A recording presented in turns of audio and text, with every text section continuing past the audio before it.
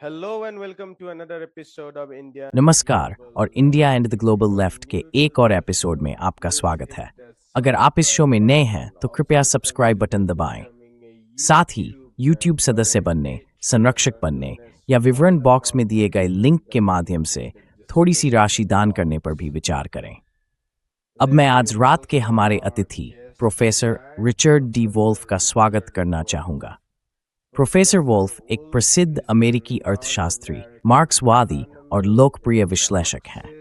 Force you're having global left friend, में आपका दोबारा स्वागत है। Professor Wolf, welcome back to India and Global Left. मुझे खुशी हुई, वापस आकर अच्छा लगा।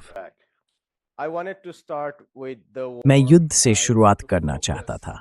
मैं युद्ध पर ध्यान केंद्रित करना चाहता हूँ। शायद शुरुआत करने का अच्छा तरीका यह होगा कि हम आपके विचार सुने। अब तक युद्ध के बारे में आपका विश्लेषण क्या है? फिर मैं अपने आगे के प्रश्न पूछूंगा। and then maybe I'll ask my follow-up questions. Well, I have come to believe about this war. खैर, मैंने इस युद्ध के बारे में वही मानना शुरू कर दिया है जो मैंने पिछले कई वर्षों में मुझसे निपटने के लिए कहे गए कई तात्कालिक आर्थिक मुद्दों के बारे में मानना शुरू किया था। तो मैं उसी से शुरू करता हूँ। संयुक्त राज्य अमेरिका इस समय अपने साम्राज्य के पतन के शुरुआती चरण से गुजर रहा है, कुछ वैसा ही जैसा ब्रिटिशों ने पिछले शताब्दी में अनुभव किया था। इस बारे में आपसे और दक्षिण एशिया के दर्शकों से बात करने में एक विशेष अर्थ है, क्योंकि भारत की भूमिका को देखते हुए आप ब्रिटिश साम्राज्य के पतन और अंत में निर्णायक रूप से शामिल थे। Because of the role of India over all those years. And so in a way, I'm appealing to your understanding. और इस तरह एक अर्थ में मैं आपसे ये समझने की अपील कर रहा हूँ कि आपकी इतिहास कुछ समय के लिए ब्रिटिश साम्राज्य के पतन से कैसे जुड़ी रही। ईरान में युद्ध और कई अन्य बातें, उत्तर अटलांटिक गठबंधन का विघटन, संयुक्त राज्य अमेरिका और उसके दो पड़ोसी देशों कनाडा और मेक्सिको के बीच संबंधों का टूटना, इनमें से कई घटनाएं, डॉलर का वैश्विक मुद्रा के रूप में कमजोर होना, ये सब इस साम्राज्य के पतन से जुड़ी हुई हैं। ये उसके लक्षण हैं। मेरे विचार में ये पतन अपरिवर्तनीय है। ये पिछला थर्सवर से धीरे धीरे थल टॉवर, लेकिन पिछले थक्स में ये तेजी the string. In the last decade, it has accelerated. And that's partly because the Western capital. और इसका एक कारण ये भी है कि पश्चिमी पूंजीवाद 2008 और 2009 की आर्थिक मंदी से कभी वास्तव में उबर नहीं पाया। इसे सुधारने के प्रयासों को महामारी यानी कोविड-19 ने बुरी तरह बाधित कर दिया। लेकिन अगर वो भी ना होता तो भी आप जो देख रहे हैं वह चीन, भारत, ब्राजील आदि का उदय है, एक निरंतर प्रक्रिया जिसमें पश्चिम की तुलना में कहीं अधिक तेज आर्थिक वृद्धि हो रही है। उदाहरण के तौर पर पिछले साल 2025 में संयुक्त राज्य अमेरिका की अर्थव्यवस्था में लगभग 2% थोड़ा अधिक की वृद्धि हुई। वहीं चीनी अर्थव्यवस्था लगभग 5% बढ़ी। ये मायने नहीं रखता कि आंकड़े बिल्कुल सटीक हैं या नहीं, ये केवल मोटे संकेतक हैं, लेकिन ये 2 से अधिक का अनुपात आपको सारी बात समझा देता है। 2 to 1, that tells you all that you need to know. And India had even bigger rate of growth. So the gap there. और भारत की विकास दर और भी अधिक थी, इसलिए अंतर और भी बड़ा हो गया। आप ऐसा 30 साल तक लगातार नहीं कर सकते जैसा कि हमने किया है, और फिर भी आर्थिक परिदृश्य स्थिति में मौलिक परिवर्तन न हो। मैं आपको एक और उदाहरण दूंगा, फिर रुक जाऊंगा। दुनिया का हर देश और लगभग हर निगम जो वैश्विक अर्थव्यवस्था में सक्रिय है, हर चीज पर पुनर्विचार कर रहा है, क्योंकि अब हमारे पास वह स्थिति नहीं रही जहां अधिकांश देश, यदि वो मेवरडेंथाल ब्रेक्स और प्राइस साझेदार निवेशक साझेदार किसी भी एक्सपर्ट जापान लाइन गिमरों तो सामान्य तो फोर लंदन, न्यूयॉर्क या पेरिस जाते, और अब भी वे वहां जाते। Or New York or Paris and now they still go there, but instead of coming home to Asia, Africa, Latin. लेकिन एशिया, अफ्रीका या लैटिन अमेरिका लौटने के बजाय वे लंदन, पेरिस और न्यूयॉर्क से बीजिंग, नई दिल्ली और साओ पाउलो जाते हैं। क्यों? क्योंकि वे वहां वही प्रस्तुति दे सकते हैं, और पिछले कई वर्षों से उन्हें वहां बेहतर सौदा मिलता है, कम ब्याज पर ऋण, बेहतर शर्तों पर निवेश और इसी तरह की कई चीजें। ये एक तरह की छोटी रोजमर्रा की लगातार चलने वाली हलचल है जिसे आप शायद नजरअंदाज कर दें अगर आप किसी बड़े घटनाक्रम की तलाश में हैं, लेकिन ये बड़े घटनाक्रम से ज्यादा महत्वपूर्ण है। और ये सब मुझे ये कहने पर मजबूर करता है कि पश्चिमी नेतृत्व, विशेष रूप से अमेरिकी नेतृत्व को जो कुछ करना पड़ा है वो किसी तरह इस गिरावट से निपटने की कोशिश करना है।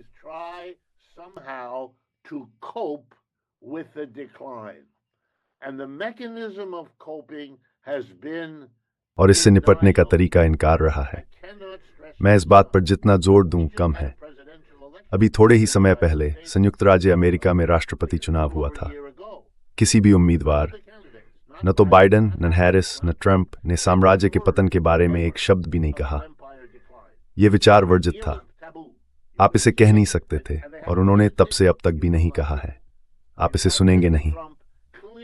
श्री ट्रंप ने स्पष्ट रूप से तय कर लिया कि वह ये दिखाने जा रहे हैं कि संयुक्त राज्य अमेरिका का साम्राज्य न केवल पतनशील नहीं है, बल्कि 20वीं सदी में अविश्वसनीय रूप से वह इसे विस्तार देने जा रहे हैं। वह पनामा वापस लेने जा रहे हैं, वह ग्रीनलैंड लेने जा रहे हैं, वह कनाडा को धमकाने जा रहे हैं। हम आगे भी कह सकते हैं क्यूबा, और अब वह ईरान के खिलाफ युद्ध करने जा रहे हैं।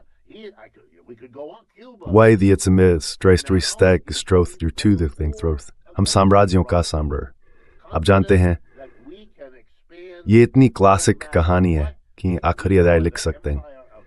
वह अध्याय जब हम अभी पहुंचे भी नहीं है।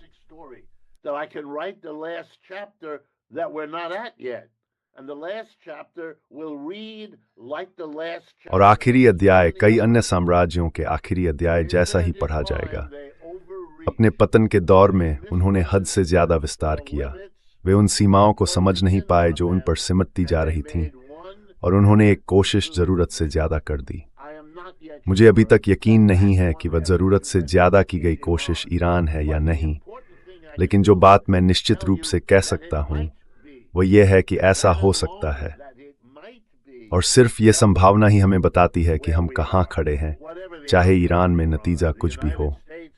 संयुक्त राज्य अमेरिका अब वह नहीं कर सकता जो पहले करता था। उसने तो यह भी नहीं समझा कि गिरते साम्राज्य की परिकल्पना को नकारने की जल्दबाजी में वह क्या कर रहा है। उन्होंने ठीक से तैयारी भी नहीं की। और अब जब मैं न्यूयॉर्क सिटी में बैठा हूं, तो हम ईरान पर हमले की तैयारी की कमी से जुड़ी सूचनाओं से घिरे हुए हैं। यह सब राजनीतिक गणनाओं से प्रेरित था, और इसे उस स्तर तक भी नहीं पहुंचाया गया जिसकी क्षमता संयुक्त राज्य अमेरिका के पास है।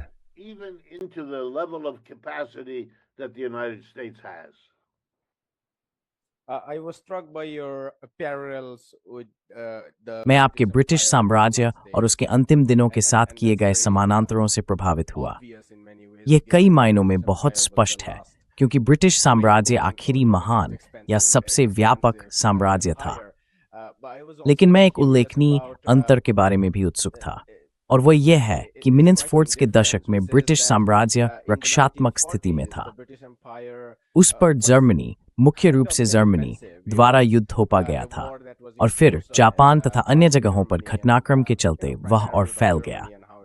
लेकिन अमेरिकी साम्राज्य कुछ अलग है, क्योंकि अपने सबसे कमजोर दौर में भी वह इधर उधर हाथ पांव मारते हुए एक के बाद एक अन्य देशों पर युद्ध थोप रहा है। इस पर आपका क्या दृष्टिकोण है?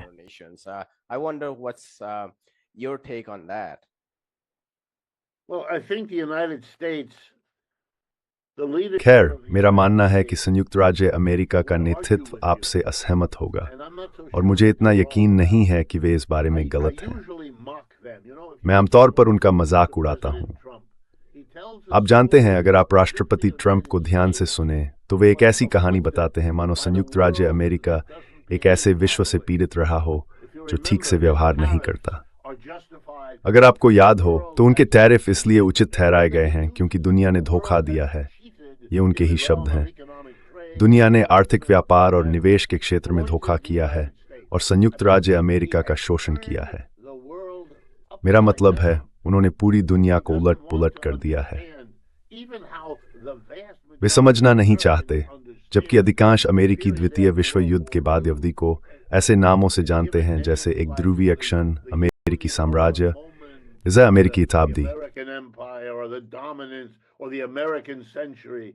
It has always been understood, as you put जैसा कि आपने कहा, as being इसे हमेशा ताकत के रूप में समझा गया है half of the 20th century, और 20वीं सदी के दूसरे आधे हिस्से के अधिकांश समय में ये वास्तव में मजबूत था। drumbeat now. लेकिन अब कम से कम 5 वर्षों से लगातार एक ही बात दोहराई जा रही है। Nowadays, और आप जानते हैं, आजकल समय बहुत तेजी से बीतता है, लेकिन पिछले 5 वर्षों में सब कुछ इस ओर इशारा करता दिखता है कि क्या हो रहा है, साम्राज्य का पतन। so the तो विडंबना यह कि आपको या तो इसे स्वीकार करना होगा या इसे नकारना होगा, or इसके बीच में ज्यादा कुछ नहीं है। negate it. और अब तक जो लोग इसे स्वीकार करने को तैयार हैं वे आलोचक हैं, मुख्यतः इस देश के वामपंथी आलोचक, क्योंकि दक्षिणपंथी आलोचक यह मानने को तैयार नहीं हैं कि संयुक्त राज्य अमेरिका पतन की ओर जा रहा है। The right won't admit that the United States is declining. The closest they'll come is to उनके सबसे करीब जो वे आएंगे वह है बाकी दुनिया पर हमला करना blame और हर समस्या के लिए उसे दोष देना। and one of the और problems समस्याएं क्या हैं? I really need मुझे सच में ये लोगों को समझाना the पड़ता है। American economy is अमेरिकी अर्थव्यवस्था मेरे जीवन काल में सबसे खराब स्थिति में है। I was मेरा जन्म यहीं हुआ था, आप मेरे सफेद बालों से देख सकते हैं। मैं काफी समय से यहाँ हूँ। ये विनाशकारी है। उदाहरण के लिए मेरे छात्र, क्योंकि मैं अब भी विश्वविद्यालय में पढ़ाता हूँ, उन्हें एक अच्छी नौकरी पाने में बहुत कठिनाई होती है। have a very difficult जब मैं विश्वविद्यालय से निकला था तो मुझे कभी ये ख्याल नहीं आया था कि एक अच्छी नौकरी नहीं मिलेगी। it never हो सकता है मुझे अपने सपनों की नौकरी ना मिले, good job. I लेकिन एक अच्छी नौकरी तो मिल ही जाती। but I would get a good अगर मैं चाहूं तो शादी कर I सकता would था, be able, if I बच्चे really पैदा wanted कर to सकता get था। married, I would be able to have children. I would. My students don't believe any of that because it's मेरे छात्र इन बातों पर विश्वास नहीं करते क्योंकि ये अवास्तविक है। the Democratic वे Party बस is ऐसा कर ही on नहीं one सकते। platform. आप जानते हैं, डेमोक्रेटिक पार्टी एक ही मंच पर चुनाव लड़ रही है, जिसे वे सुलभता कहते हैं। ये एक मूर्खतापूर्ण शब्द है जो उन्होंने इसलिए गढ़ा ताकि वे ये कह सकें कि अर्थव्यवस्था बहुत खराब स्थिति में है, बिना वास्तव में ये कहे, क्योंकि वे भी इनकार करने में व्यस्त हैं। इसलिए उन्हें सुलभता जैसी कोई घुमावदार बात सोचनी पड़ती है, मानो ये कोई ऐसी स्थिति हो जो लोगों पर ऐसे ही गिर पड़ी हो जैसे बादलों वाले दिन बारिश गिरती है। आप जानते हैं ये बचकाना है, लेकिन जिस चीज पर रिपब्लिकन भरोसा कर रहे हैं वह औपनिवेशिकता में विस्फोटक वृद्धि से कम नहीं है। एक तरह की हमें नियम आधारित अंतर्राष्ट्रीय व्यवस्था की परवाह नहीं वाली सोच। We don't care about the rules-based international order. No admission that the rules-based was. देखिए, यह स्वीकार करने की कोई बात नहीं थी कि नियम आधारित व्यवस्था वास्तव में अमेरिका के नियमों पर आधारित थी, क्योंकि वह एक साम्राज्य था। नहीं नहीं, यह दिखावा किया गया कि यह कोई तटस्थ व्यवस्था थी जिसे अब वे अस्वीकार कर रहे हैं। यह सब एक नाटक है, यह सब बनावटीपन है। सच्चाई यह है, और इस पर आप और मैं असहमत हो सकते हैं, सच्चाई यह है कि मेरा मानना है इंग्लैंड या ब्रिटेन अगर कर सकते तो भारत पर अपनी पकड़ बनाए रखने की कोशिश करते। मेरा मानना है कि श्रेय भारतीयों को जाता है। हाँ, ब्रिटिशों ने युद्ध लड़ा था, वे कमजोर हो गए थे और ये सब सही है, लेकिन ईमानदारी से कहें तो प्रथम और द्वितीय विश्व युद्ध यूरोपीय साम्राज्यों के बीच प्रतिस्पर्धा का परिणाम थे। यूरोपियों ने दुनिया के केंद्र होने का अपना अधिकार खो दिया, क्योंकि उनका संघर्ष इसी तरह समाप्त हुआ। Because that's how they culminated their struggle. They took over every corner of the world. Belgium, Holland, उन्होंने दुनिया के हर कोने पर कब्जा कर लिया। बेल्जियम, हॉलैंड, संयुक्त राज्य अमेरिका, ब्रिटेन, फ्रांस, और अंततः वे एक दूसरे को नष्ट करने लगे। सचमुच एक दूसरे को नष्ट कर दिया। और इस तरह उन्होंने अनजाने में चीन, भारत और कई अन्य देशों के लिए वह जगह बना दी जिससे वे आखिरकार दबाव से बाहर निकल सकें और दिखा सकें कि वे भी बढ़ सकते हैं, विकसित हो सकते हैं, उच्च तकनीक कर सकते हैं और वह सब कुछ कर सकते हैं जिसे यूरोपीय लोग केवल अपने लिए ही संभव मानते थे। एक कमजोरी है, लेकिन वह एक विशाल, मोटी वैचारिक परत से ढकी हुई है, मजबूत होने का दिखावा। देखिए, मैं ईरान का उदाहरण लेता हूँ। ईरान ने अमेरिकी वायु शक्ति की श्रेष्ठता से निपटने का जो तरीका अपनाया है, संयुक्त राज्य अमेरिका के पास हवाई जहाज, मिसाइलें और बाकी सब कुछ है। airplanes and missiles and all the rest of it. So the Iranians did two things तो apparently. ईरानियों ने जाहिर तौर पर दो काम किए। पहला, उन्होंने मध्यम दूरी की मिसाइलों और ड्रोन पर वास्तव में ध्यान केंद्रित किया। फिर उन्होंने यूक्रेन के युद्ध में रूसियों की मदद की और अपने ड्रोन और मिसाइलों का परीक्षण और विकास किया। और फिर उन्होंने अपने भौगोलिक स्थान का फायदा उठाया, जैसा कि उन्हें करना ही चाहिए था। वे एक बहुत बड़ा, बहुत पहाड़ी देश हैं। दो काम करना उनके लिए बहुत आसान है। और वैसे मुझे सैन्य मामलों के बारे में कुछ नहीं पता, इसलिए मैं विशेषज्ञ नहीं हूँ, लेकिन मुझे इतना ज़रूर पता है कि मैं आपको जो कहानी बता रहा हूँ वह सही है। उन्हें पता था कि वे उन सभी पहाड़ों में ड्रोन केंद्रों और मिसाइल साइलों को आसानी से छिपा सकते हैं। इससे भी बेहतर यह था कि वे अमेरिकियों को यह सब करते हुए देखने दे सकते थे, क्योंकि दूर से यह बताना मुश्किल होता है कि जो कुछ हो रहा है वह असली मिसाइल है या नकली। Or a decoy missile, a missile that looks like a missile, but doesn't cost. Missile जो मिसाइल जैसी दिखती है लेकिन जिसकी कोई कीमत नहीं है। तो संयुक्त राज्य अमेरिका वह क्या कर सकता है? वो वहां जाता है और बम गिराता है। कहां? उसे खुद नहीं पता। इस बीच ईरानियों को चारों ओर से दुश्मनों ने घेर रखा है, और वह भी स्पष्ट स्थानों पर। इजराइल एक बहुत छोटा देश है। आप वहां कुछ भी फेंक दें, वह गिरेगा और नुकसान करेगा, क्योंकि वह घनी आबादी वाला और छोटा है। बाकी सभी सैन्य खतरे अमेरिकी ठिकाने हैं, बहरीन, कतर, ओमान, जहां भी, और सबको पता है कि वे कहां हैं। तो ईरानी उन पर निशाना साधते हैं। समझे? उन्होंने क्या समझ लिया है? उन्होंने ये समझ लिया है कि 1950 के दशक से जिस देश ने उन्हें धमकाया है, उसके सामने अपनी कमजोरियों को कैसे पार किया जाए। जब अमेरिका ने पश्चिम द्वारा रची गई उस क्रांति में मोसद्देक को अपदस्थ कर दिया था, शेपोजाद है फोर्टो, Engineered in the West. The Shah was the tool of the West. Everybody knows it. And ever since the सबको ये पता है। और जब से 1970s के दशक के अंत में आयतुल्लाहों और मुल्लाओं ने सत्ता संभाली, तब से संयुक्त राज्य अमेरिका उनका दुश्मन रहा है। तो उन्हें इस पर ध्यान केंद्रित करने के लिए बहुत समय मिला है। यही एक साम्राज्य के अंत की कहानी है, जब बाहरी क्षेत्र आखिरकार ये समझ जाते हैं कि वे अपने अधीनता से कैसे बाहर निकल सकते हैं। और इसलिए मैं आपसे कहता हूं, ये मात्र तथ्य कि ईरान शायद आखिरी अध्याय हो सकता है, ये दिखाता है कि हम आखिरी अध्याय की ओर बढ़ रहे हैं, चाहे ईरान में कुछ भी हो, और बाकी दुनिया इसे देख रही है। मैं ये भी नहीं कह रहा कि इसका क्या अर्थ हो सकता है, क्योंकि ये मेरी परंपरा नहीं है, इसलिए मैं नहीं जानता। लेकिन अगर आप किसी देश के दूसरे सबसे बड़े दुश्मन के साथ मिलकर हमला करते हैं और शुरुआत उनके धार्मिक राजनीतिक नेता की हत्या से करते हैं, you are mobilizing a country against you.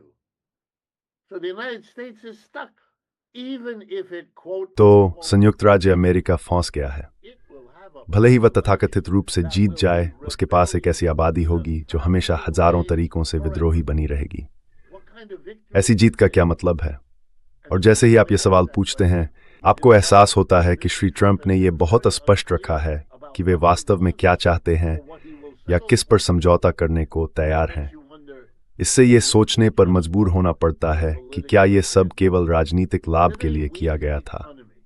एक कमजोर अर्थव्यवस्था और श्री एप्स्टीन से जुड़ी यौन कांड की पृष्ठभूमि में, जिसे मैं मानता हूं कि आपका श्रोता वर्ग परिचित है, उन्हें भी, जैसा कि राजनीतिक नेता अक्सर करते हैं, जनता का ध्यान अर्थव्यवस्था और एप्स्टीन कांड से हटाने के लिए किसी चीज की जरूरत है। और ईरान में एक युद्ध, चाहे वह कितना भी खराब क्यों न हो, चाहे वह हारने वाला ही क्यों न हो, कम से कम कुछ दिनों या हफ्तों के लिए एक ध्यान भटकाने का साधन प्रदान करता है।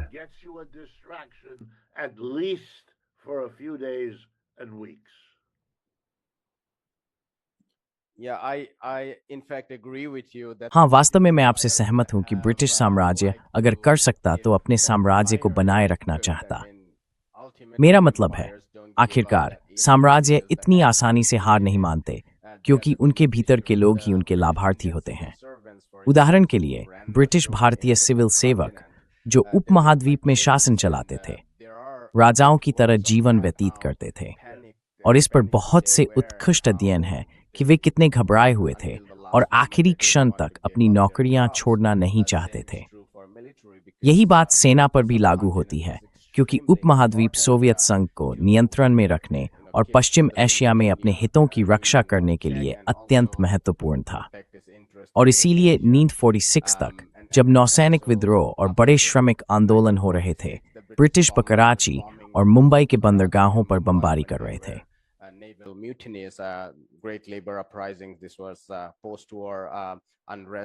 ये ब्रिटिश भारत में युद्धोत्तर अशांति का समय था।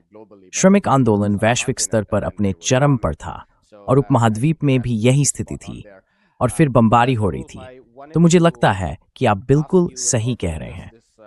प्रोफेसर वोल्फ, मैं आपसे पूछना चाहता था, या इस बातचीत को थोड़ा केंद्रित करना चाहता था, अमेरिकी घरेलू अर्थव्यवस्था पर, क्योंकि युद्ध के प्रभाव के बारे में सभी विश्लेषण अमेरिकी अर्थव्यवस्था के लिए नकारात्मक है। उपभोक्ता मुद्रास्फीति, तेल रिफाइनरियों को अब कच्चा तेल शायद दोगुनी कीमत पर खरीदना पड़ रहा है। यह हज़म डी तक पहुंच गया। कृषि पर प्रभाव भी है, क्योंकि अभी सोयाबीन का मौसम है और उर्वरक फारस की खाड़ी से आते हैं और उर्वरक की लागत तेजी से बढ़ रही है। माफ कीजिए।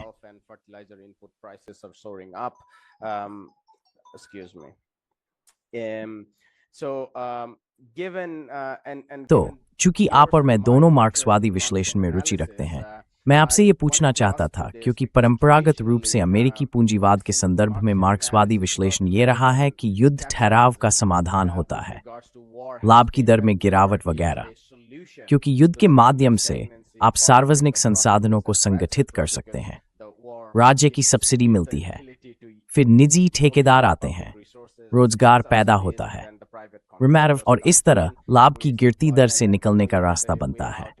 अब जबकि युद्ध उस समय चल रहा है जब अमेरिकी अर्थव्यवस्था नीड्स 50 नीडी 60 या यहाँ तक कि नीड्स 70s के दशक जैसी स्थिति में नहीं है, बल्कि एकदम निचले स्तर पर है। मुझे लगता है कि युद्ध का अर्थव्यवस्था पर प्रभाव ठहराव का समाधान नहीं, बल्कि शायद उसके लिए मृत्यु घंटी साबित हो सकता है। तो ये स्थिति अमेरिकी पूंजीवाद के संदर्भ में युद्ध पर मार्क्सवादी विश्लेषण को कैसे प्रभावित करती है?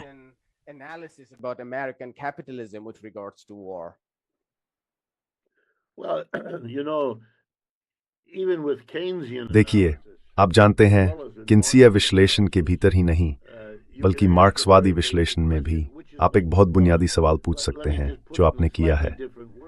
मैं इसे जरा अलग शब्दों में कहता हूं। अगर आपके पास एक सामान्य पूंजीवादी व्यवस्था की तरह अतिरिक्त उत्पादन क्षमता है, दूसरे शब्दों में आप ऐसी अर्थव्यवस्था से जूझ रहे हैं, जैसा कि सभी पूंजीवादी अर्थतंत्र करते हैं, जहां आप केवल तभी और उतने ही श्रमिकों को नियुक्त करते हैं जब ऐसा करना लाभदायक हो, तो लाभ ही नियम है, लाभ ही आपकी सफलता का मापदंड है। और इसलिए कोई भी पूंजीपति तब तक निवेश या श्रमिकों की नियुक्ति नहीं करेगा जब तक उसे लाभ न दिखे। अब पूरे समाज के स्तर पर लाखों लोगों का बेरोजगार रहना और उत्पादन क्षमता का बड़ा हिस्सा निष्क्रिय पड़े रहना, कुछ भी न करना, यह अत्यधिक अव्यावहारिकता की पराकाष्ठा है।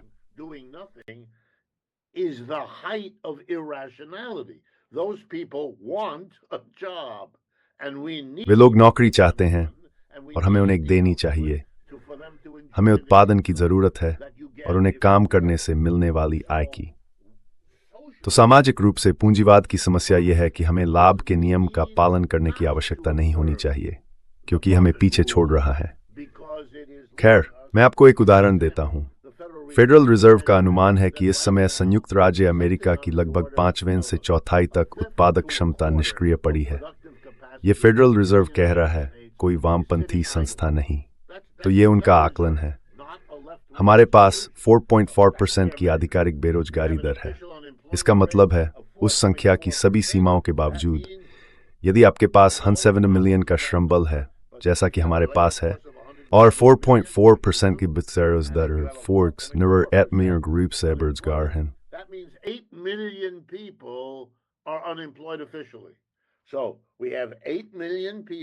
तो हमारे पास 80 लाख लोग हैं जो नौकरियां चाहते हैं, और हमारे पास, मान लीजिए, हमारे औजारों, उपकरणों और कच्चे माल का 20% हिस्सा उपलब्ध है, जिनके साथ और जिन पर वे काम कर सकते हैं।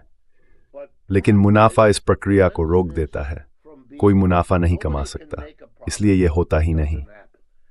युद्ध के साथ जो होता है वो ये है कि युद्ध जरूरी नहीं कि हमेशा, लेकिन पूंजीवाद में इस समस्या का एक अव्यावहारिक समाधान बन सकता है।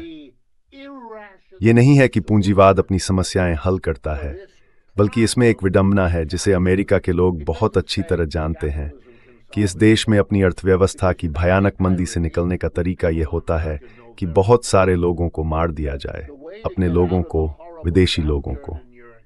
द्वितीय विश्व युद्ध में मिनीसोर्डन 41 में इंस्ट्रमेर बेरोजगार लोगों को लिया।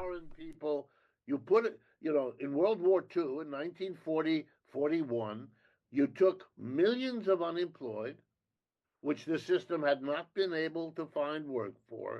जिसके लिए प्रणाली काम नहीं ढूंढ पाई थी। उनमें से आधे लोगों को वर्दी पहनाई गई और बाकी आधों को उन वर्दियों को बनाने वाली फैक्ट्रियों में काम पर लगा दिया गया। ठीक है, आपने समस्या हल कर दी, लेकिन आपने इसे हत्या के एक प्रोजेक्ट के जरिए हल किया। अब ये पहली बात है जिसे ध्यान में रखना चाहिए। दूसरी बात यह है कि यह तभी काम करता है जब आपकी प्रणाली में सरकार के युद्ध पर खर्च किए जा रहे धन का जवाब देने की पर्याप्त क्षमता हो। आप जानते हैं, हमें संयुक्त राज्य अमेरिका में यह समस्या थी। हमारे पास अतिरिक्त क्षमता के लिए बहुत कम जगह थी। आज हमारे पास और भी कम जगह है, लेकिन एक अलग कारण से। ऐसा नहीं था कि हमारी अर्थव्यवस्था या उद्योग पर्याप्त रूप से विकसित नहीं हुए थे। हमने बहुत अच्छा विकास किया था, लेकिन अब हमारा उद्योग संयुक्त राज्य अमेरिका से निकलकर भारत, चीन, ब्राजील और अन्य जगहों पर चला गया है। इसलिए अब हमारे पास औद्योगिक क्षमता की वास्तविक सीमाएं हैं।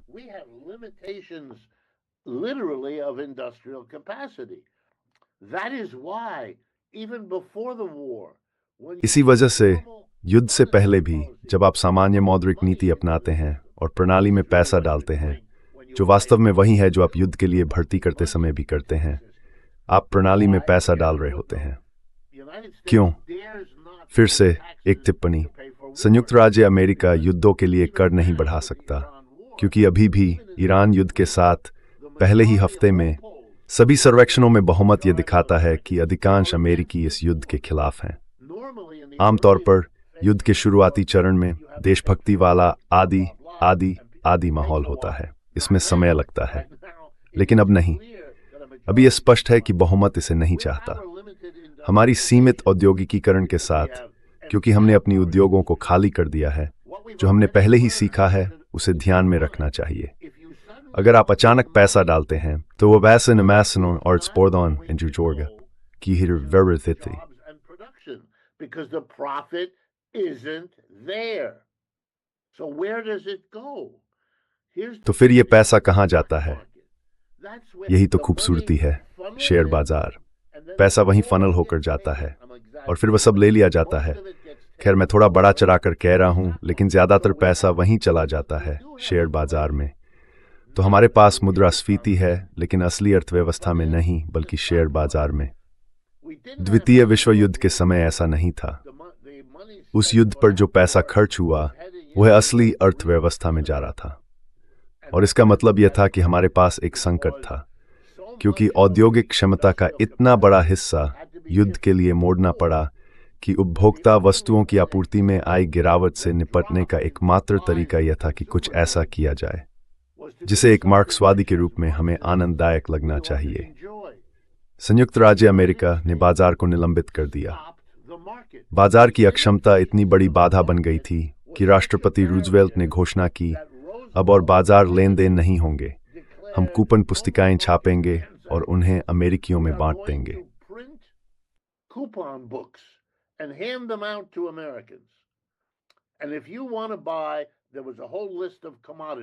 और अगर आप कुछ खरीदना चाहते थे तो बुनियादी वस्तुओं की एक पूरी सूची थी। मांस, चीनी, दूध, आपकी कार के लिए पेट्रोल और कई जरूरी चीजें, जिन्हें खरीदने के लिए आपके पास सरकार द्वारा जारी किया गया कूपन टिकट होना जरूरी था। कोई भी दुकानदार जो आपको पैसे लेकर एक क्वार्ट दूध बेचता, उसे गिरफ्तार कर जेल भेज दिया जाता। ये एक अपराध था। तो सरकार ने क्या किया? उसने परिवार की जरूरतों के अनुसार कूपन पुस्तिकाएं बांटी। अगर आपके घर में छोटे बच्चे थे तो आपको दूध के लिए ज्यादा टिकट मिलते। अगर आप एक बुजुर्ग दंपति थे तो आपको दूध के टिकट नहीं मिलते, और इसी तरह। दूसरे शब्दों में, बाजार को वितरण की भूमिका से हटा दिया गया और सरकार ने आगे बढ़कर कूपन टिकट बांटे, हर किसी को उसकी जरूरत के अनुसार।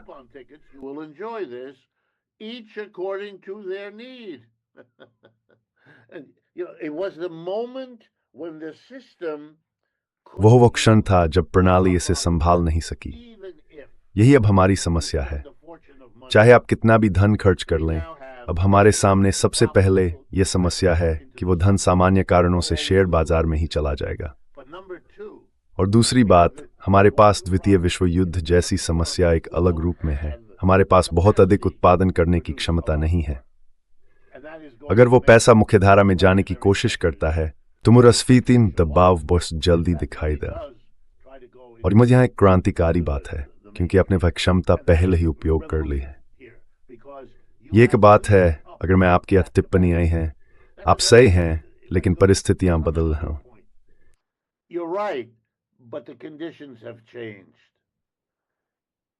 In the American conditions, you've been borrowing. अमेरिकी परिस्थितियों में हम बहुत लंबे समय से बहुत अधिक पैसा उधार ले रहे हैं, और अब हम उस स्थिति में नहीं हैं जिसमें कभी दुनिया के सामने सबसे गतिशील अर्थव्यवस्था और सबसे सुरक्षित पूंजीवाद के साथ खड़े होकर उधार ले सकें और सब लोग हमें खुशी खुशी पैसा उधार दें। अगर आप भारत में परेशानी खड़ी करना चाहें तो आप वहां के सबसे अमीर लोगों को देखेंगे और पूछेंगे कि उनकी संपत्ति का कितना हिस्सा संयुक्त राज्य अमेरिका में रखा गया है, और ये देखकर आपको निराशा होगी क्योंकि वह बहुत अधिक है। और ये सिर्फ भारत में ही नहीं बल्कि हर जगह सच है। लेकिन हम बहुत अधिक पैसा उधार ले रहे हैं क्योंकि हम अपनी समस्याओं को हल नहीं कर पा रहे हैं। और अब हमारे पास, उदाहरण के लिए, स्टैंडर्ड एंड पुअर्स मोरफिट्स से AAA क्रेडिट रेटिंग भी नहीं है।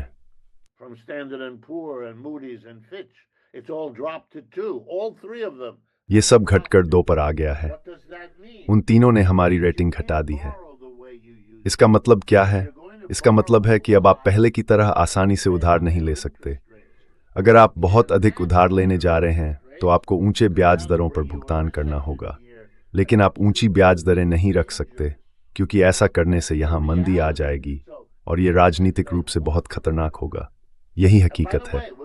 तो भले ही वे ऐसा करना चाहें, वैसे हम इस प्रयोग को देखने जा रहे हैं गिरते हुए साम्राज्य का मुकाबला करने के लिए श्री ट्रंप ने, और मुझे उम्मीद है कि ये भारत में भी ज्ञात है, ये प्रस्ताव रखा है कि सैन्य बजट, जिसे अब रक्षा विभाग के बजाय युद्ध विभाग कहा जा रहा है, इस वर्ष के $900 अरब से बढ़ाकर अगले वर्ष $1.5 ट्रिलियन कर दिया जाए। From $900 billion this year to $1.5 trillion next year.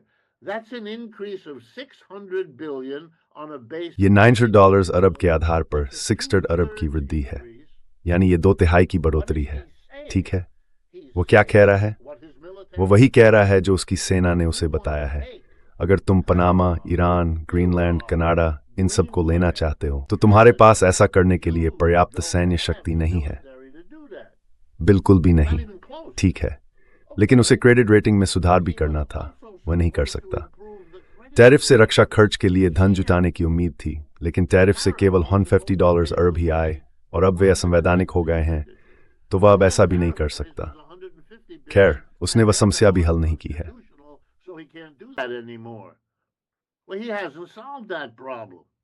He can't go to war and without. We're in some small through haste bin युद्ध पर नहीं जा सकता, और एक साथ Jarabaks to say in some assault towards warrior string clacks and one more bird excites if wanted something and or it's for a thatarkan kami जो अब बहुत दूर जा चुकी है। अमेरिकियों को यह गहराई से एहसास है कि अमेरिकी ऑटोमोबाइल उद्योग अपने अंतिम वर्षों में है। ये खत्म हो चुका है।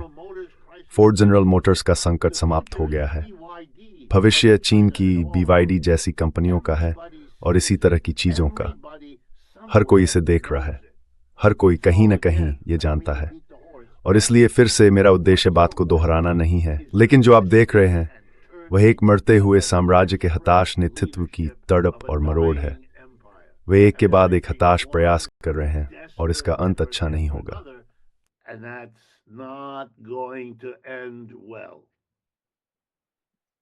Keynes himself assumed खुद that, केन्स का मानना था कि समाधान खर्च करना ही है। मेरा मतलब है, उन्होंने द जनरल थ्योरी में एक बार कहा था कि शायद एक युद्ध की जरूरत पड़ेगी, और वही हुआ, ताकि उस लगातार हो रहे रिसाव को रोका जा सके जो आपूर्ति और मांग के बीच संतुलन नहीं बना पा रहा था।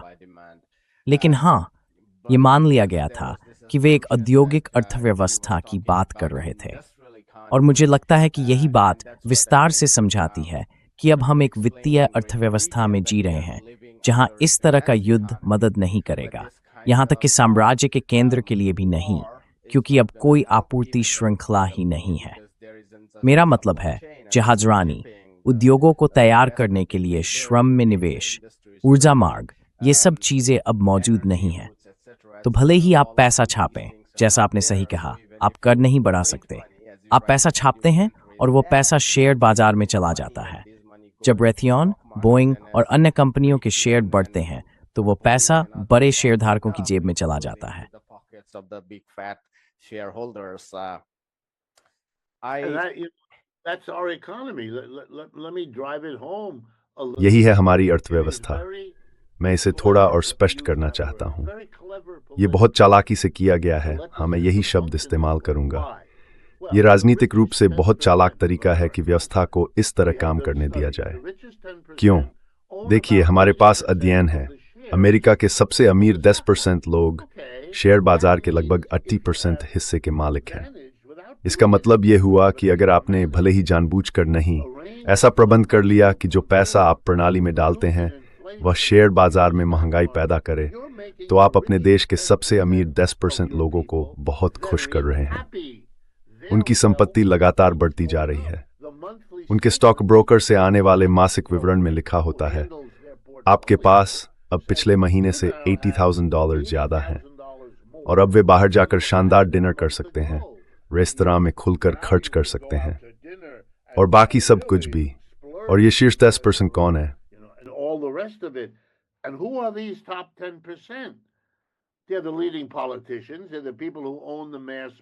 वे प्रमुख राजनेता हैं। वे लोग हैं जो जनसंचार माध्यमों के मालिक हैं। उनके लिए, और मैं इनमें से बहुतों को व्यक्तिगत रूप से जानता हूं, उन्हें सच में लगता है कि अर्थव्यवस्था बहुत अच्छी चल रही है। वे समझते नहीं हैं। जब वे मुझसे पूछते हैं तो मैं उन्हें बताता हूं कि मुझे क्यों लगता है कि ये एक आपदा है। उनके पास इसका कोई खंडन नहीं होता, कोई तर्क नहीं होता। वे वही करते हैं वैसे जो हमारे वित्त सचिव स्कॉट बेसेंट करते हैं। जब भी कोई उनसे कोई कठिन सवाल पूछता है तो वे कहते हैं, शेयर बाजार को देखो। हाँ, लेकिन ये तो एक मूर्खतापूर्ण जवाब है। ये तो किसी आधे दिमाग वाले व्यक्ति को भी सोचने पर मजबूर कर देता है। ये कैसे संभव है कि आम जनता हर सर्वेक्षण में ये जवाब देती रहती है कि अर्थव्यवस्था एक आपदा है, अर्थव्यवस्था एक समस्या है? सत्ता से बाहर पार्टी महंगाई को अपना पहला क्यों माने है? क्योंकि वही वोट दिलेगा।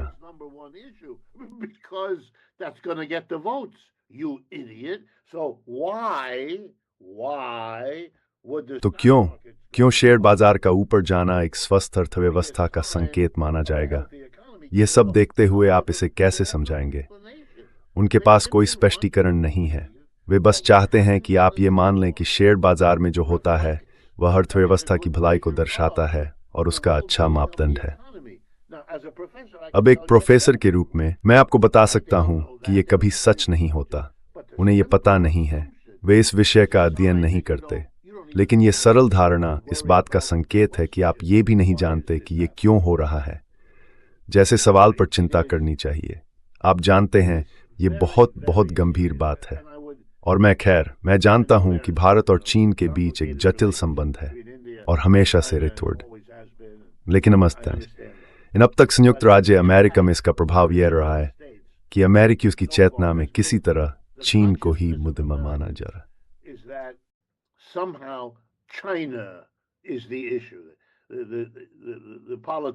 अब तक राजनेताओं का ध्यान चीन पर केंद्रित रहा है।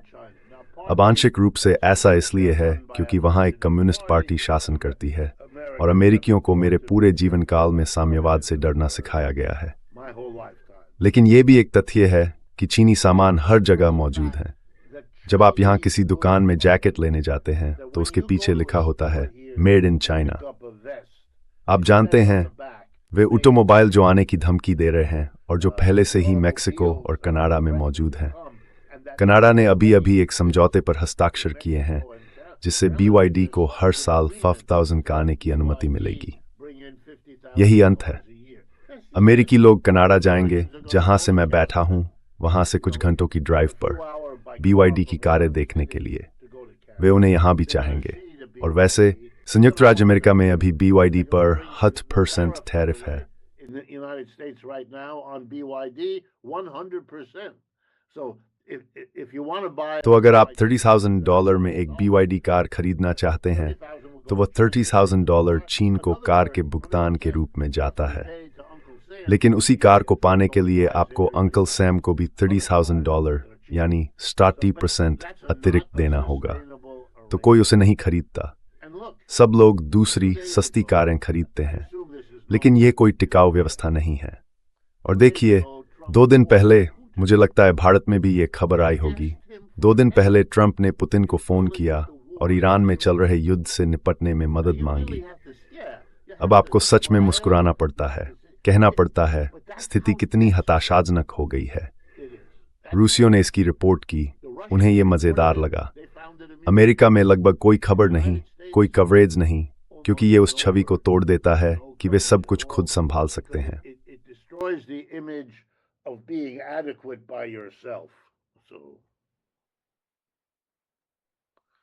एक आखिरी बात, मुझे सच में लगता है कि आप अमेरिकी मजदूर वर्ग की चेतना में एक बदलाव देख रहे हैं। मैं इसे ज्यादा बड़ा चढ़ाकर नहीं कहना चाहता, लेकिन ये उस शुरुआत का संकेत है जिसके आने की हमें हमेशा उम्मीद थी। अब ऐसे ठोस संकेत हैं कि मजदूर वर्ग खुद को एक मजदूर वर्ग के रूप पहचानने लगा है और ये भी समझने लगा है कि सरकार किसी दूसरे वर्ग के नियंत्रण और स्वामित्व में है। ये अब भी एलन मस्क, बिल गेट्स या वॉरेन बफेट जैसे लोगों से जुड़ा हुआ है, इसलिए ये प्रतीकात्मक है, लेकिन ये मौजूद है। और ये समझाता है कि जिस शहर में मैं रहता और काम करता हूँ, न्यूयॉर्क सिटी, वहां हमने हाल ही में भारी बहुमत से एक समाजवादी को इस शहर का मेयर चुना है।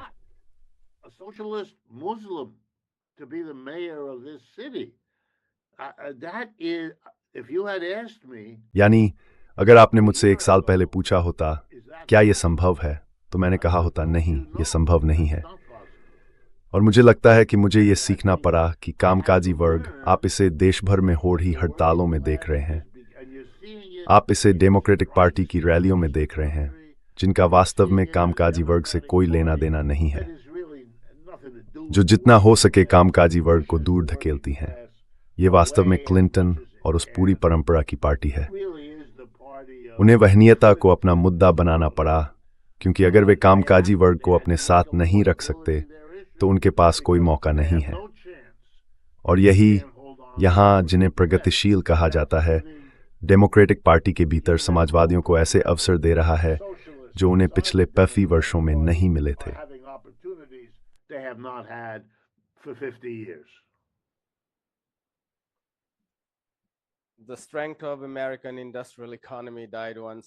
अमेरिकी औद्योगिक अर्थव्यवस्था की ताकत तब खत्म हो गई जब जनरल मोटर्स और फोर्ड को यह एहसास हुआ कि बीमा बेचकर मुनाफा कमाना कार बेचने से आसान है। वैसे ये बात मैंने ग्रेटा क्रिपनर से ली है। और हाँ, तेल बाजार की स्थिति पर आपने जो कहा कि विश्लेषकों को न तो तेल के बारे में और न ही अर्थव्यवस्था की असली हालत के बारे में कोई जानकारी है, उनके पास कोई ठोस तर्क नहीं है, लेकिन वे फिर भी मानते रहते हैं कि सब कुछ बहुत अच्छा चल रहा है।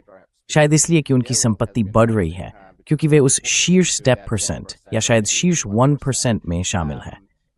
लेकिन तेल की स्थिति पर एक स्तंभकार, मुझे नहीं लगता कि वह मार्टिन वुल्फ थे। उनका एक अलग लेख था, लेकिन उनमें से एक ने लिखा कि अमेरिकी अर्थव्यवस्था के लिए समग्र रूप से यह कोई बड़ी चिंता की बात नहीं है कि तेल की कीमतें इतनी बढ़ गई हैं।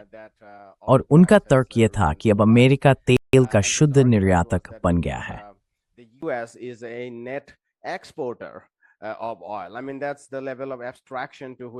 मेरा मतलब है, वे इस पूरे मामले के वितरणात्मक प्रभाव पर बात किए बिना इतनी अमूर्तता के स्तर तक चले जाते हैं।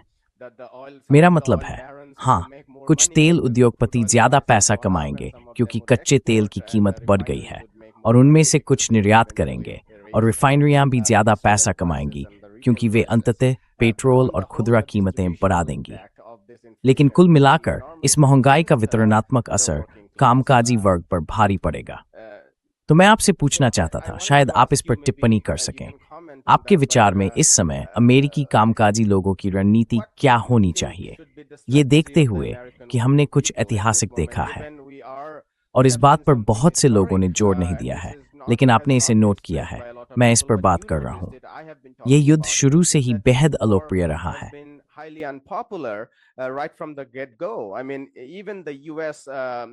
मेरा मतलब है, यहाँ तक कि अमेरिका का इराक पर युद्ध, इराक का कब्जा, हमने बड़े पैमाने पर लामबंदी देखी थी, लेकिन कुल मिलाकर ये धीरे धीरे ही अलोकप्रिय होना शुरू हुआ जब प्रतिरोध ने हताहतों को बढ़ाना शुरू किया, और आप जानते हैं, जब ताबूत घर लौटने लगे। लेकिन ये युद्ध तो शुरू से ही अलोकप्रिय रहा है।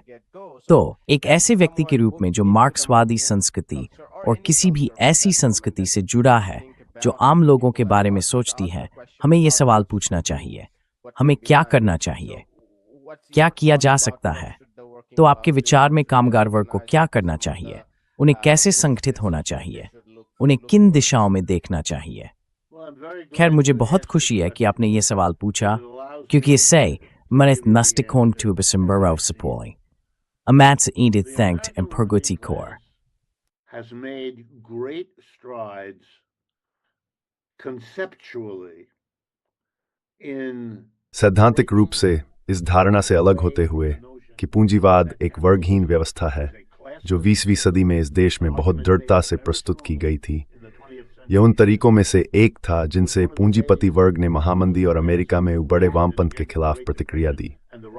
उन्होंने वैचारिक रूप से काम शुरू किया। हमारे यहाँ कोई वर्ग नहीं है, हर कोई अमीर बन सकता है, हर कोई अमीर बनने के लिए संघर्ष कर रहा है, और यह आप पर निर्भर है कि आप अपने भीतर की क्षमता को पहचानें। हमारे यहाँ वर्ग नहीं है, ये पहली बात। दूसरी बात, हम सब समान हैं, और तीसरी बात, यह वह सर्वोत्तम व्यवस्था है जो मानव जाति ने अब तक बनाई है, और इसलिए भले ही आप ही अमीर न हो, इसके साथ बने रहें, कड़ी मेहनत करें, और आप अमीर बन जाएंगे।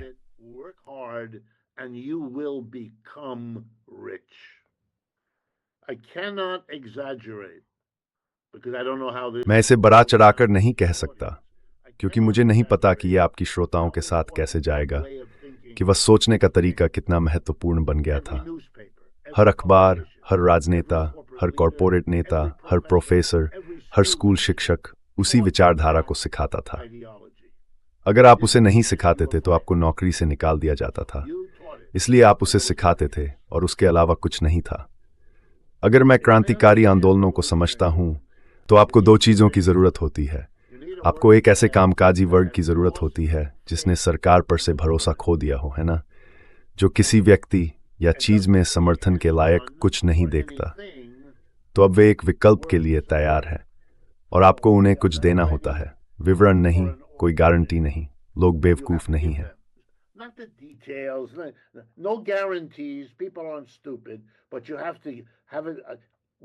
लेकिन तुम्हें यह करना ही होगा। हम वे लोग हैं जो वर्तमान स्थिति को अस्वीकार करते हैं, और ये स्वीकार करते हैं कि हम बेहतर कर सकते हैं, और यह है कि हम इसे कैसे करेंगे। तो इस व्यवस्था को छोड़ो और इसे आगे बढ़ाने में हमारा साथ दो। अब हमारे पास एक अलग थलग पड़ा हुआ श्रमिक वर्ग है जो विकल्पों को सुनने के लिए तैयार है, अस्वीकार करने के लिए तैयार है। अमेरिका के 2/3 लोग श्री ट्रंप से नफरत करते हैं।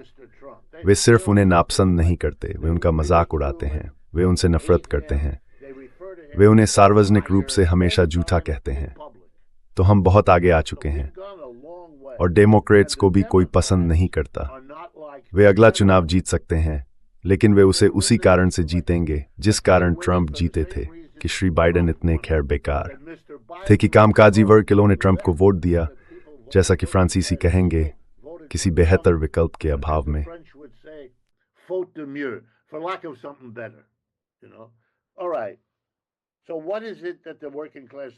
ठीक है, तो कामगार वर्ग को क्या करना चाहिए? उसे यह समझना होगा, जो उसने अब तक नहीं किया है, कि उत्तर पूंजीवादी या पूंजीवाद विरोधी या समाजवादी या साम्यवादी होने का जो मूल चित्र है, ये मायने नहीं रखता कि कौन सा शब्द इस्तेमाल करें। वह मूल चित्र कई जटिल कारणों से अप्रभावी हो गया है। 19वीं सदी में यह बहुत प्रभावी था, 20वीं सदी में भी ये काफी प्रभावी रहा, लेकिन अब ये प्रभावी नहीं है। मेरा मतलब क्या है? ये धारणा कि पूंजीवाद की समस्याएं इस तरह हल हो जाएंगी कि जिम्मेदारी, शक्ति और स्वामित्व सरकार, राज्य को दे दिया जाए। संयुक्त राज्य अमेरिका के अधिकांश मुमकिन के अधिकांश कामगार लोग इस पर विश्वास नहीं करते कि वे करेंगे।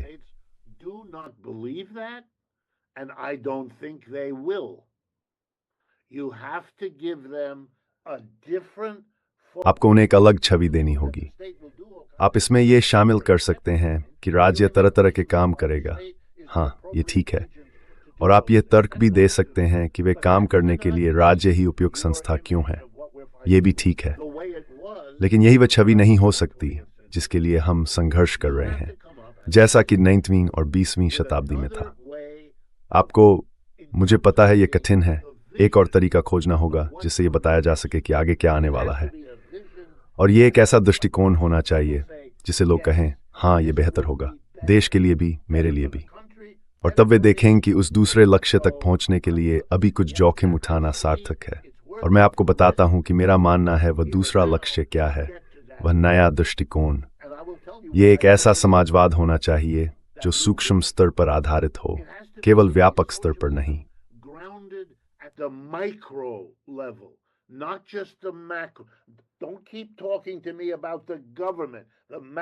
मुझसे सरकार या व्यापक तस्वीर के बारे में बात करते रहो, ऐसा मत करो। मैं चाहता हूं कि तुम्हारी दृष्टि कम से कम उतनी ही, अगर उससे ज्यादा नहीं, तो सूक्ष्म स्तर पर केंद्रित हो। और मेरा मतलब क्या है? खैर, तुम मेरे काम को जानते हो। ये श्रमिक सहकारी समितियों के बारे में है।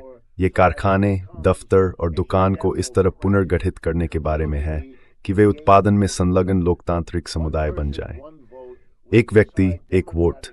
हम लोकतांत्रिक तरीके से तय करते हैं कि क्या उत्पादन करना है, कौन सी तकनीक का उपयोग करना है, उत्पादन कहाँ करना है और राजस्व का क्या करना है।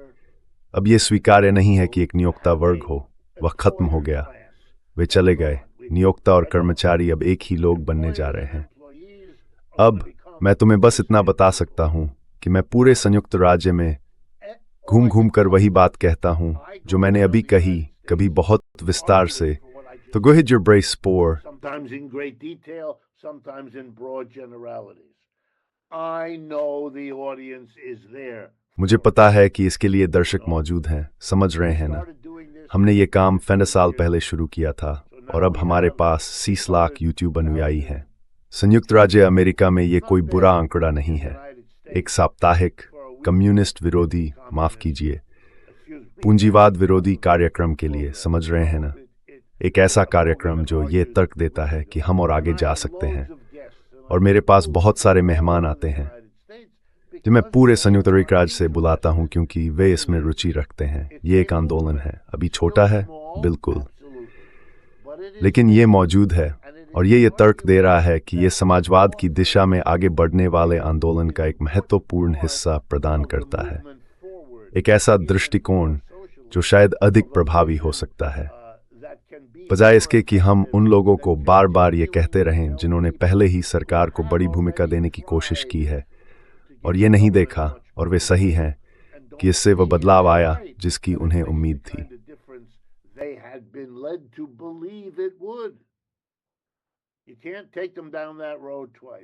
आप उन्हें उस रास्ते पर दोबारा नहीं ले जा सकते।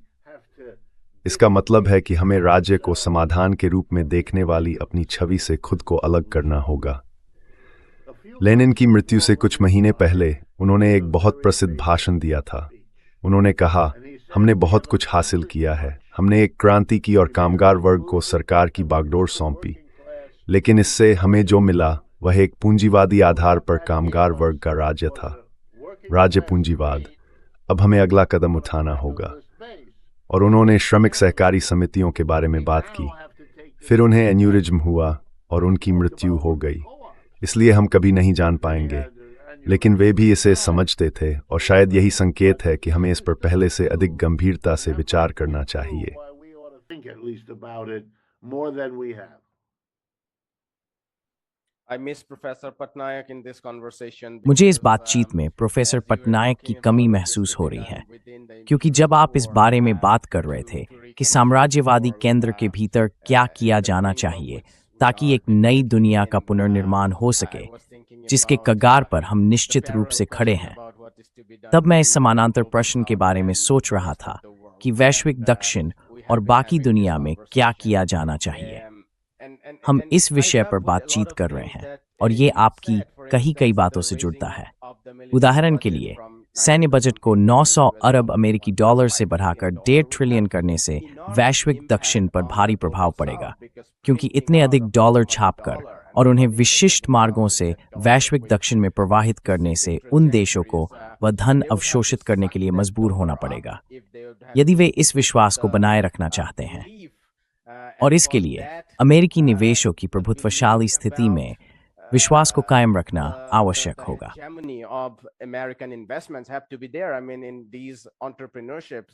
मेरा मतलब है, इन उद्यमिता बैठकों में एक सिंगापुर में प्रमुख उद्यमियों से पूछा गया, आप में से कितने लोग वास्तव में डॉलर परिसंपत्तियां रखते हैं?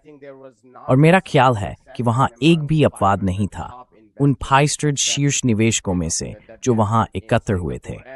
वह साम्राज्य जो डॉलर के इर्द गिर्द बना है तब ढह जाएगा जब ये विश्वास समाप्त हो जाएगा। यह एक झूठा विश्वास है, बिल्कुल वैसे ही जैसे ईश्वर में विश्वास, लेकिन ये विश्वास बहुत मजबूत है, अत्यंत मजबूत, और जब तक ये विश्वास बना रहता है डॉलर जीवित रहता है। तो हम विकल्प कैसे तैयार करें? ये प्रासंगिक चर्चाएं हैं। जब मैं तेल के आंकड़ों को देख रहा था तो चीन के बारे में एक उल्लेखनीय बात यह थी कि उसने न केवल अपने रणनीतिक भंडार को बहुत तेजी से और अभूतपूर्व तरीके से बढ़ाया है, बल्कि उसने ब्रिक्स प्लस देशों, ब्रिक्स जिसमें भारत नहीं बल्कि ईरान शामिल है, से अपने आयात को भी दोगुना कर लिया है। Not I from India, but Iran. So basically, Brazil, Russia, and Iran is importing. तो मूल रूप से ब्राजील, रूस और ईरान, इन 3 देशों से इसके आयात बढ़ गए हैं। और इसके साथ घरेलू अन्वेषण को मिलाकर देखें तो अब चीन के पास, मान लीजिए, भारत की तुलना में कहीं अधिक ऊर्जा सुरक्षा है। और यही हमें इस सवाल पर लाता है कि जब हम इन अंतिम चरणों से गुजर रहे हैं तो ग्लोबल साउथ के बाकी हिस्सों में क्या किया जाना चाहिए। शायद इस पर प्रोफेसर प्रभात पटनायक और आपके बीच एक पूरा एपिसोड होना चाहिए। मैं अंत में आपसे एक सरल सवाल पूछना चाहता हूं, क्योंकि मैं आपके समय का सम्मान करना चाहता हूं। अगर आप सीधे ईरानी बसने वालों से बात कर सकते तो आप क्या कहते? Iranian professors on our show, not one but more, and what we are hearing is that जो हम सुन रहे हैं वह यह है कि ईरानी अमेरिकियों से नफरत नहीं करते। वे पश्चिम एशिया और ईरान में अमेरिकी विदेश नीति से नफरत करते हैं। लेकिन कई पीढ़ियों से अमेरिकियों को मुख्यधारा के मीडिया ने यह विश्वास दिला दिया है कि ईरानी अमेरिकियों से नफरत करते हैं, और अमेरिका की मौत जैसे नारे, जिनका असली मतलब अमेरिकी विदेश नीति की मौत होता है, पूरी तरह गलत तरीके से प्रस्तुत किए गए हैं। तो जैसे ईरानी अमेरिकियों से नफरत नहीं करते, वैसे ही ज्यादातर अमेरिकियों को भी शायद ईरानियों से नफरत नहीं करनी चाहिए। हम ऐसी स्थिति में हैं जहां युद्ध की अलोकप्रियता को देखते हुए बहुत से अमेरिकी ईरानियों से नफरत नहीं करेंगे, और निश्चित रूप से इसका उल्टा भी सही है। लेकिन फिर भी हमारे बीच युद्ध है। तो अगर ईरानी ये कार्यक्रम देख रहे हों तो एक नफ्या में आपका सुपमेनी संदेश क्या होगा? What would be your message as an American? Well, as an American, I want the war to stop. खैर, एक अमेरिकी होने के नाते मैं चाहता हूं कि युद्ध रुक जाए। मुझे ये सोचकर भय होता है कि मैं हर दूसरे अमेरिकी की तरह कर चुकाता हूं उस सरकार को जो उस पैसे का एक हिस्सा ईरान में लोगों को मारने के लिए इस्तेमाल करती है। मुझे नहीं लगता कि ईरान में लोगों को मारना इस देश की किसी भी बुनियादी समस्या का समाधान करता है। मेरा मानना है कि तर्क, वैसे वह कारण जिसकी वजह से अमेरिकियों को, अगर ये सही शब्द है, ईरानियों के प्रति शत्रुतापूर्ण होने के लिए राजी किया जा सकता है, यह है कि ज़्यादातर अमेरिकी अगर किसी ईरानी व्यक्ति से आमने सामने मिलें तो वास्तव में ऐसा व्यवहार नहीं करेंगे। ये सब बहुत अमूर्त है और एक विशेष तरीके से अमूर्त है। ईरानियों को दूसरा यानी अलग के रूप में दिखाया जाता है। उदाहरण के लिए उन्हें इस्लामी के रूप में दिखाया जाता है, जो वे हैं, है ना? Islamic, which they are, right? But for many Americans, No matter how adversary came you is strengthening is thing the commemorative why raided your perk 60-40 bumfang nord या कोई ऐसा व्यक्ति जो कुछ भयानक करने वाला है, एक ऐसी छवि जिसे यहाँ की प्रेस ने असाधारण रूप से बड़ा चढ़ाकर पेश किया है। मैं आपको एक उदाहरण देता हूँ। कल न्यूयॉर्क में पुलिस ने मेयर के निवास के बाहर 3 या 4 युवकों को गिरफ्तार किया। उन्होंने कहा कि ये युवक ISIS के सदस्य हैं और मेयर को मारना चाहते थे। वैसे मेयर भी मुस्लिम है, ये ज्यादा समझ में नहीं आता, लेकिन ये अखबार में छपा है। हर दिन आप देखते हैं कि इस्लाम को हर उस चीज से जोड़ा जा रहा है जो आपको डराती है। आप जानते हैं ये देश इस काम में दूसरों से बेहतर है, या अगर आप चाहें तो कह सकते हैं दूसरों से भी बुरा है। worse at doing that than most other countries. Now, I know, given the little bit I know, अब मैं जानता हूं कि मुस्लिम हिंदू विवादों के बारे में जितना थोड़ा बहुत मैंने वर्षों में समझा है, उसके आधार पर शायद आपको ये सुनने की जरूरत नहीं है जो मैं कहने वाला हूं।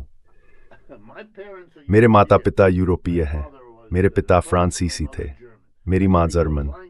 मैं उन भाषाओं में बोल सकता हूं, लेकिन मैं अमेरिका में हूं। मेरा जन्म यहीं हुआ। मैं अमेरिका में हूं।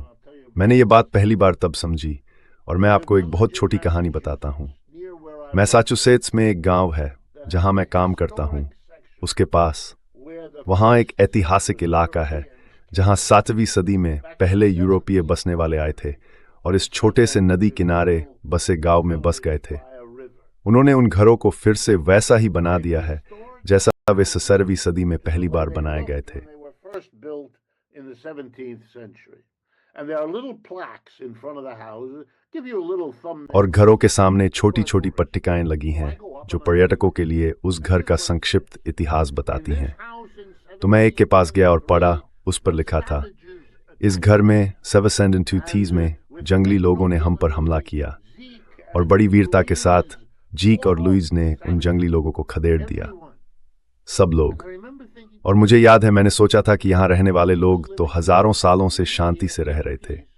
जब तक यूरोपीय नहीं आए, उन्होंने उनकी जमीन ले ली, उनके जानवर ले लिए, उनमें से कई को चोट पहुंचाई, और फिर वही लोग आए और भारतीयों को जंगली कहा।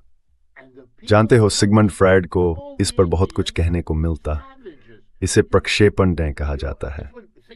जब आप अपने भीतर की भयावहता को स्वीकार नहीं कर पाते तो उसे दूसरों पर थोप देते हैं। So you project it onto the other. This country has been that's why we have half of the reason. ये देश हमेशा से ऐसा रहा है। यही वजह है कि हमारे नस्लीय समस्याओं का आधा कारण यह है कि श्वेत लोग लगातार अपने भय और घृणा को उन लोगों पर थोपते रहते हैं जिनकी त्वचा भूरी या काली है। ये एक सांस्कृतिक बीमारी है जो इन देशों में बहुत व्यापक है। इसे एक बड़े पैमाने पर पुनः शिक्षा कार्यक्रम के माध्यम से दूर करना होगा। ऐसा नहीं हो सकता। मेरा मतलब है नहीं, इसे रोका जाना चाहिए। स्कूलों में और हर जगह लगातार इस तरह की सोच के बुरे परिणामों के बारे में बात करनी होगी, और ये भी कि अलग अलग संस्कृतियों और सोच के तरीकों के प्रति खुले रहने से आपके अपने जीवन में कितने बेहतर परिणाम मिलते हैं। यही असली समृद्धि है। यह ऐसा है जैसे आप पूरे दिन सिर्फ दाल खाने से उस आहार पर चले जाएं जहां आप दाल में मछली या सब्जी का स्वाद जोड़ सकते हैं। Can flavor the lentils with a piece of fish or a vegetable or you're training that has to आपका प्रशिक्षण वो तो किया ही जाना चाहिए, और अगर आप ऐसा नहीं करते तो ये बीमारी जनसंख्या में खुद को दोहराती रहती है सकते। इसे देखिए, ये सरकार श्री ट्रंप सक्रिय रूप से श्वेत वर्चस्व और उन सब चीजों को फिर से जीवित कर रही है। सचमुच जो किया जाना चाहिए उसका ठीक उल्टा व्यवस्थित रूप से किया जा रहा है, और समस्या और भी गंभीर होती जा रही है। मेरे मन में कोई संदेह नहीं कि यह और बिगड़ रही है। प्रवासियों को राक्षसी रूप में प्रस्तुत करने की क्षमता, इस पर सोचिए। यह वही देश है जिसने सभी मूल निवासियों को मार डाला, उन्हें मिटा दिया, जातीय सफाया। आप जानते हैं, अगर आप कभी संयुक्त राज्य अमेरिका आएं तो आप तथाकथित आरक्षण देख सकते हैं। हमारे पास अब भी कुछ संकेत वहाँ शराबखोरी और बीमारियों की सबसे अधिक घटनाएं होती हैं और मूल रूप से लगभग समाप्त ही कर दिया।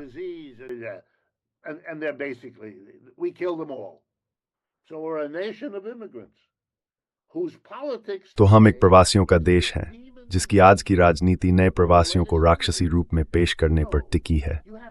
जानते हैं, ऐसा करने के लिए व्यक्ति को बहुत बीमार मानसिकता का होना पड़ता है। उसे व्यवस्थित रूप से यह सिखाया गया होता है कि यह वैध है। हमारे पास एक विशेष गुप्त पुलिस है, आपने इसके बारे में सुना होगा, है ना, जिसे आईसीस कहा जाता है। ये एक गुप्त राज्य पुलिस है।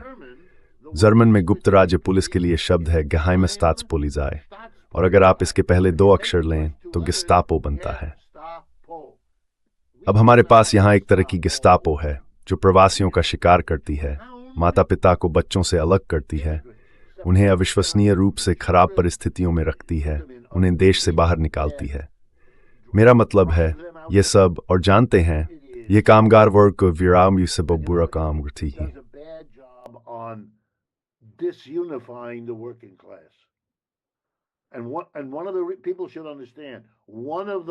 लोगों को यह समझना चाहिए कि प्रवासियों को बदनाम करने वाली ताकतों में से एक पूंजीपति वर्ग है, क्योंकि प्रवासी कई श्रमिक आंदोलनों के अग्रणी रहे हैं।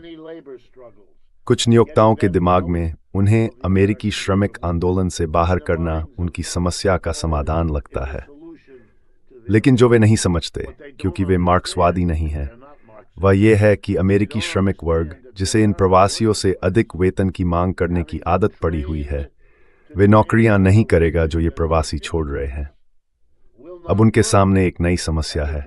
वे उम्मीद कर रहे हैं कि कृत्रिम बुद्धिमत्ता उन नौकरियों को खत्म करके इस समस्या को हल कर देगी, लेकिन ऐसा करने से श्वेत श्रमिक वर्ग का एक बड़ा हिस्सा अप्रासंगिक हो जाएगा। यही वह चीज है जिससे वे डरते हैं, और यही वामपंथ के लिए एक अवसर भी है।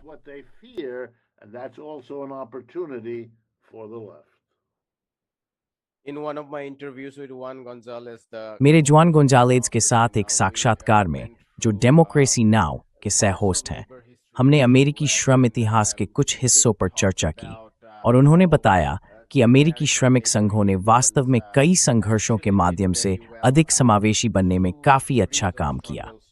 मेरा मतलब है, उन्होंने शुरुआत में अत्यंत नस्लवादी और बहिष्कारी रूप में काम किया था। वे आयरिश संघों, जर्मन संघों आदि के रूप में शुरू हुए थे।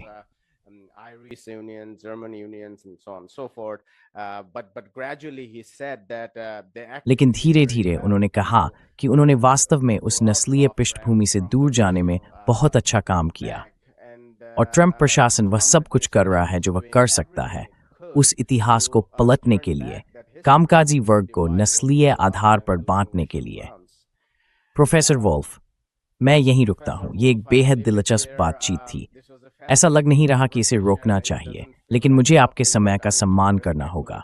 बहुत बहुत धन्यवाद। मुझे उम्मीद है कि प्रोफेसर पदनाइक ठीक हैं। हाँ, वे ठीक हैं। दरअसल पिछले 1 महीने या उससे अधिक समय में कुछ कठिनाइयां हुई और मैंने बहुत कम कार्यक्रम किए, लेकिन मैं जल्द ही उन चर्चाओं को फिर से शुरू करूंगा। हम अब और भी कार्यक्रम कर रहे हैं, तो हाँ, हम जल्द ही उन चर्चाओं को फिर से शुरू करने जा रहे हैं।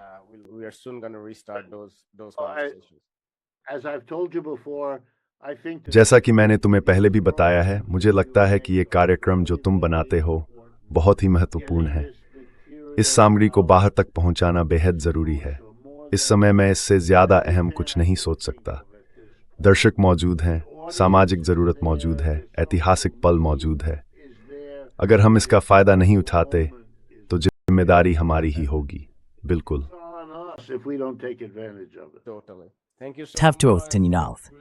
Maris ke wat immer swartha wa, आपको दिन शानदार सुप सीए की। Take care. Yes. Hi, my name is Ayushman. नमस्ते, मेरा नाम आयुष्मान है।